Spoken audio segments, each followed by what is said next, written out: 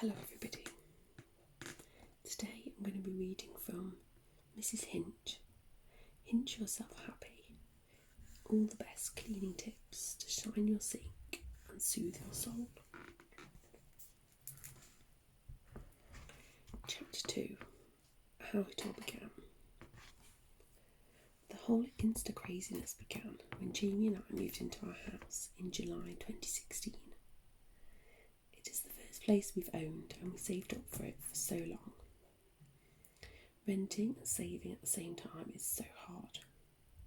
I really enjoyed making our house into our home, so I started taking loads of progress photos, pictures of things I'd brought and showing how I decorate each room. But I've got to the stage where I felt like I was bombarding my family and friends with them. I was worried I was posting all the time and boring people. So I set up a separate Instagram account purely for my home on the 10th of March 2017 and started posting photos on there instead. It was like my own little keepsake album. I actually remember feeling a little embarrassed about it at first, so I didn't tell many friends or family about it. I soon realised there were so many beautiful home accounts and I made some fabulous Insta friends. We'd take part in follow trains and boost each other's confidence with lots of lovely comments and likes. I soon became addicted to Insta. I loved it. Then one day I popped up a quick story of me cleaning my sink because I found a stainless steel spray, Glyph OVS. That worked really, really well. The shine actually got me excited, and that was it. I got so many DMs and it all grew from there. I still can't quite work out how it happened. If someone asked me to grow an Instagram account to this size again, I wouldn't even know how to. All I do know is be yourself and have fun every single day. I made it very clear to everyone from day one that I'm not a professional cleaner in any way. I'm a qualified hairdresser, so that's my job, and that's what I know. It's so rewarding to be able to help people feel good about themselves when they look in the mirror and smile at their new hair crown. The hinting side of things started when the worry would kick in, or the random deep thoughts that soon led to anxious feelings inside my chest began. I would jump up and put the music channel on loud and grab the closest cloth, mop or hoover. I was no longer sitting there just thinking. Instead I was up doing something, concentrating on something else. Before I knew it, cleaning to the beat of the music. Distraction was stopping my thoughts from running away with me and getting on top of me. I loved it and still love it because I feel like I'm achieving something when I clean. I like to be able to go into a room and think, I've done all of that. I feel good about it, and I guess that shines through on my account. My followers are going up in number every day and I really can't get my head around it. I'm so grateful, but still really confused by it all. I don't often post videos of myself. I like to keep behind the scenes a lot of the time. But when this morning asked me to go on the show, I couldn't turn down an opportunity like that. I mean, it's one of the biggest daytime TV shows. I couldn't believe it. Those who hadn't seen me got to see what I looked like for the first time. After the show was broadcast, people were like, Mrs Hinch revealed. And I honestly just sat there thinking, how embarrassing. I wanted the ground to swallow me up whole. This morning was the craziest thing I've ever done in my life. I would never have dreamed I'd go on a show like that. Holly and Phil are so friendly and amazing, and they make me feel so relaxed. I was really nervous the morning the show was being recorded. I ordered a taxi to take me to the train station to go to London, but someone this morning messaged me to say that a driver was going to pick me up. This lovely car came to my house and collected me. When I got money out ready to give the driver, at the other end he said I didn't have to pay for it. I couldn't believe it. Jamie came to the studio with me, and thank goodness, because honestly I just have to look at him and I'm relaxed. I went straight into hair and makeup and I knew Vanessa Phelps was there, and I was like, what am I doing here? I said to the hairstylist, you must have done some serious stars and now you're sat here doing my hair. I am sorry. and he said he was really excited to meet me. I mean, how nice is that? I was terrified about people watching and then pulling me apart afterwards, but having Jamie there made all the difference. He was standing at the side of the studio as I was introduced, and he gave me a thumbs up. I really wanted him to be proud of me. I had that feeling you got before you go into an exam, where your stomach is in knots and you want to eat but you can't. My biggest fear is that I might let my hinges down. I was so scared that I'd embarrass myself. I wasn't scared of not looking my best or whatever, I just didn't want to let anyone down. I did repeat myself a bit, and I did laugh nervously a few times, but I thought for my first time on live TV, I didn't do too badly. You didn't have a script and you don't have time to rehearse, so I had to make it up as I went along.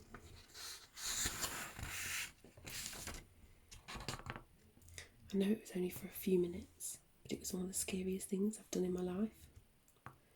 At the very end of the segment, I ran off laughing and everyone was tweeting, asking me why. The fact was, my microphone was attached to the back of my bra and it started to fall down, taking my actual bra with it. Can you imagine?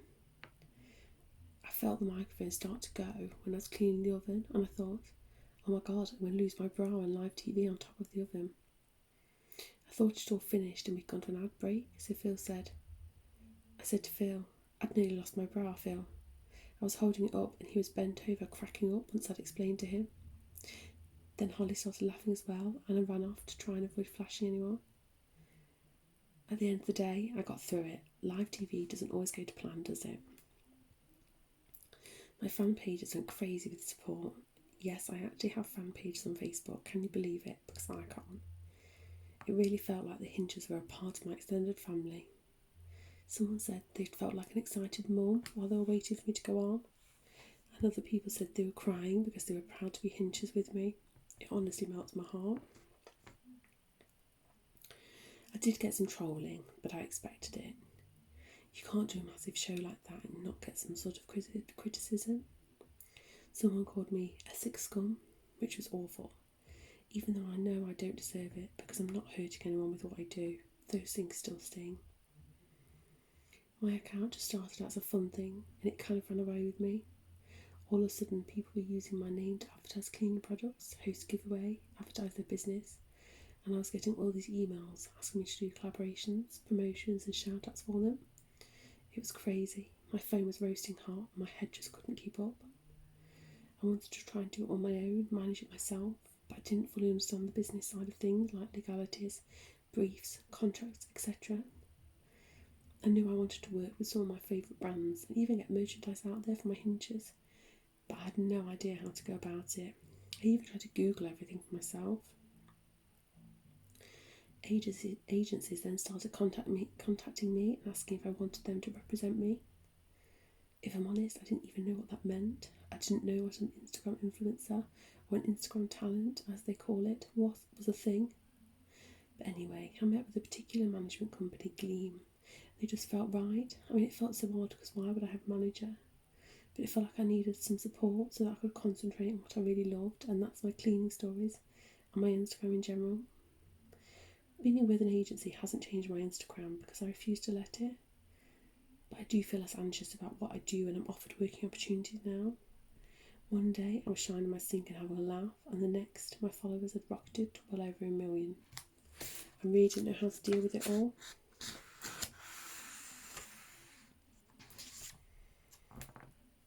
Reaching 1 million followers was amazing. My mum came round, she said to me, Soph, it's crazy that you've reached 1 million.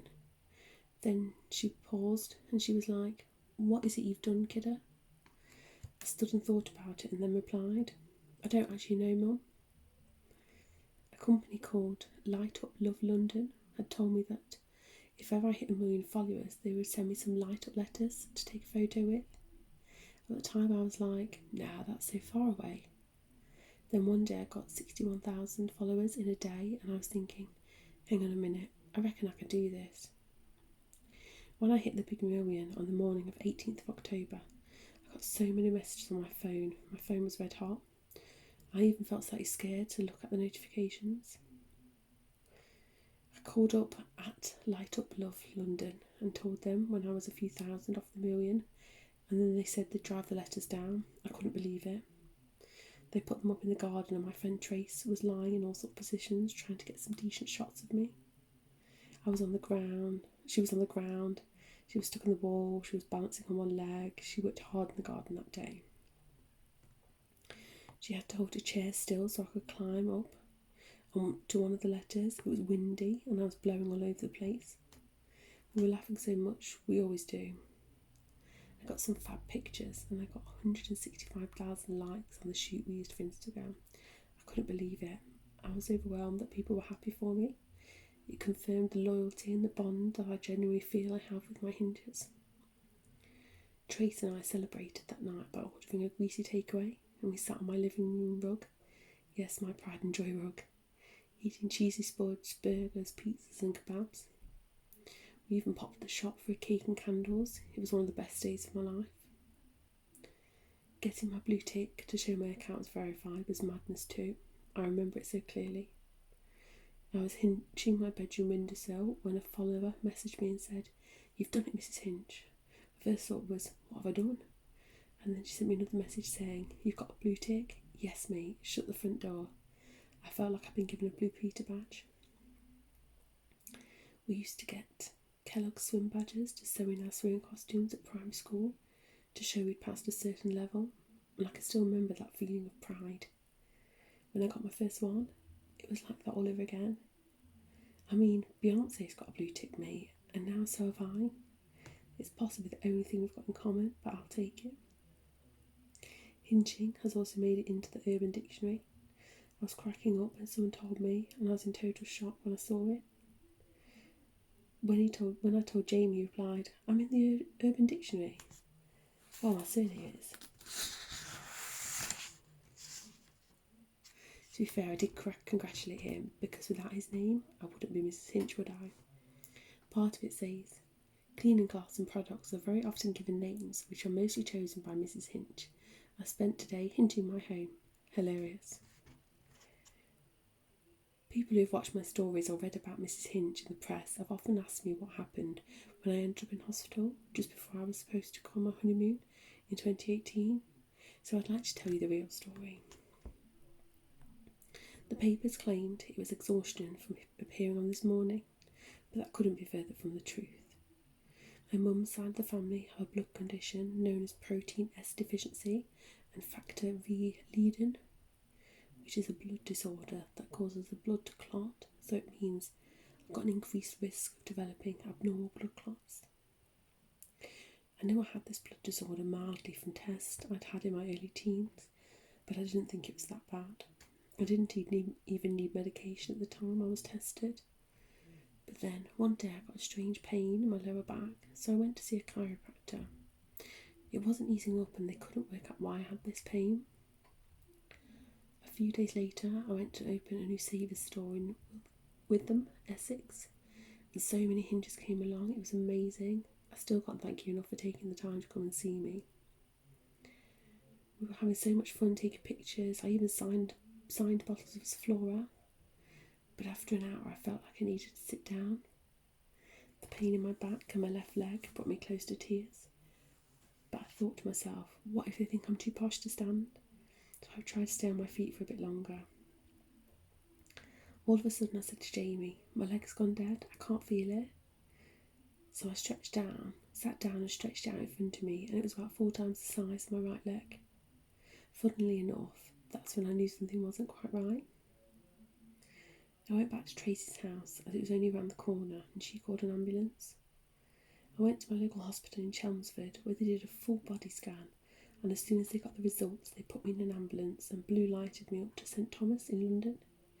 I remember being really frightened of losing my leg. Rather than having a bad back, it turned out I actually had a large blood clot in my iliac vein. I was diagnosed with MTS, May-Turner syndrome, along with protein S deficiency and factor V Leiden. The doctor put me on an IV blood thinners immediately, but the clot wasn't dispersing.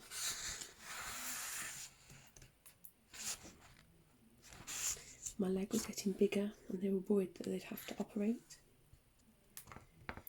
I'd had 2 little operations down in theatre where they gave me a clotbuster treatment and also cleverly fitted 3 stents to keep the iliac vein open.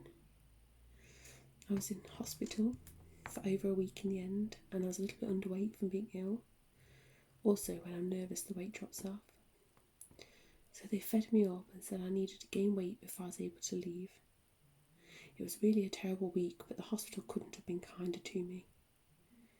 It was such a strange time, as my account was really taking off, and because I'd been on this morning, just before I was admitted, the story ended up in the papers. I couldn't believe it.